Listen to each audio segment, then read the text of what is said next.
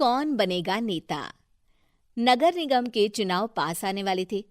पूरे कानपुर शहर में टिकट को लेकर मारामारी शुरू थी, लेकिन सबसे ज्यादा चर्चा में वार्ड नंबर 40 की सीट थी। वो इसलिए क्योंकि इस बार वहां की सीट महिला के लिए आरक्षित थी। अब सवाल ये था कि चुनाव लड़ेगा कौन। इससे पहले ठाकुर साहब वहां से पार्षद थे और इस बार उन्होंने अपनी पत्नी सीमा ठाकुर को टिकट दिलवाई और ठाकुर साहब की शान के कारण सीमा जी ने 20,000 वोटों से चुनाव जीत लिया। अरे बधाई हो सीमा भाभी, अब तो आप वार्ड की पार्षद बन गई हैं। अब तो हमारे काम आप ही करवाएंगी। अरे ये तो सिर्फ नाम की पार्षद बनी है, वो तो महिला सीट आ गई, वरना पार्षद तो मुझे ही बनना था। अब भले ही चेहरा इसका होगा, लेकिन पावर तो मेरी ही होगी। अरे वाह भाई साहब, क्या दिमाग लगाया है आपने भी। आइए आप लोग, खाना लगा दिया है सबके लिए। सीमा जी पार्षद बन चुकी थीं, फिर भी उनकी एक ना चलती। सारे काम ठाकुर साहब खुद ही संभाल लेते और जहां जरूरत पड़ती वहां सीमा जी का अंगूठा लगवा लेते। सीमा जी ज्यादा पढ़ी लिखी भी नहीं थी। एक दिन ठाकुर साहब और सीमा एक प्रोग्राम में जाते हैं। अरे ठाकुर साहब, आप आ गए। ओहो, पार्षद मैडम भी आ गई हैं। स्वागत है आप दोनों का। लगता है हमारे पार्षद फंड का सही इस्तेमाल हो रहा है। चलिए अब उद्घाटन करते हैं। ये लीजिए ठाकुर साहब कैची, आप ही सबसे पहले प्रवेश कीजिए। सब लोग आगे निकल जाते हैं और सीमा जी पार्षद होने के बावजूद भी पीछे खड़ी रह जाती हैं। वो देखती हैं कि वेलकम बोर्ड पर उनका नाम है, लेकिन महिला होने के कारण कोई उनका सम्मान नहीं कर रहा। अगले दिन एक आदमी उनके घर आता है। अरे ठाकुर साहब नमस्कार।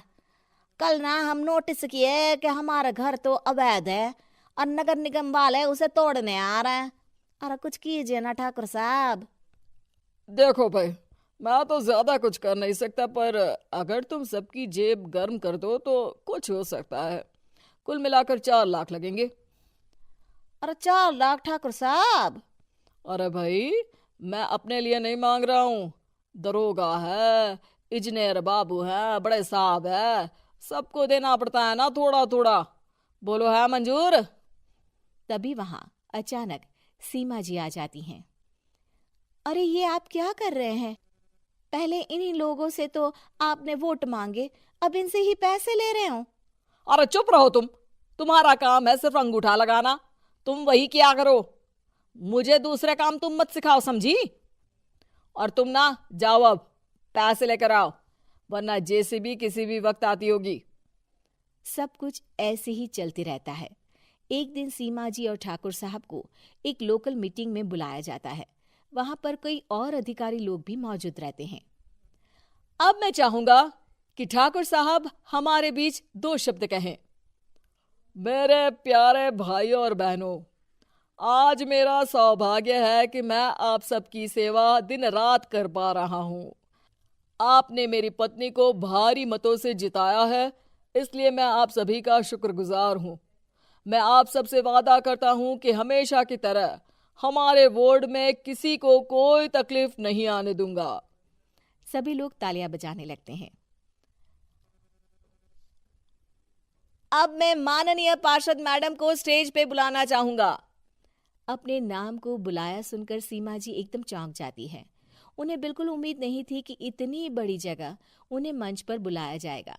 जैसे तैसे वो मंच पर चढ़ती हैं। ऊपर जाते ही सीमा जी को सारी पुरानी बातें याद आ जाती हैं कि किस तरह उनके पति उन्हें कभी भी आगे बढ़ने नहीं देते और उनके नाम से गलत काम करते हैं। वो बोलने लगती हैं। मैं आपके वार्ड की पार्षद सीमा हूं। आप में से बहुत कम लोग ही मुझे जानते होंगे, क्योंकि इससे पहले मुझे कभी ऐसा मौका ही नहीं मिला। सारे मौके मेरे पार्षद पति यानी आपके ठाकुर साहब ही लेते रहे, लेकिन आज ये मौका मुझे मिला है तो मैं इसे ऐसे ही नहीं जाने दूंगी। मैं आपको ये बताना चाहती हूँ कि आपके ठाकुर साहब मेरे नाम की आड़ में गैर कानूनी काम करते हैं, जिस पर अंगूठों के निशान मेरे होते थे। इसीलिए मैं अपनी गलती मानती हूँ और आज अपने पद से इस्तीफा देती हूँ, ताकि आगे से कोई गलत काम ना हो पाए।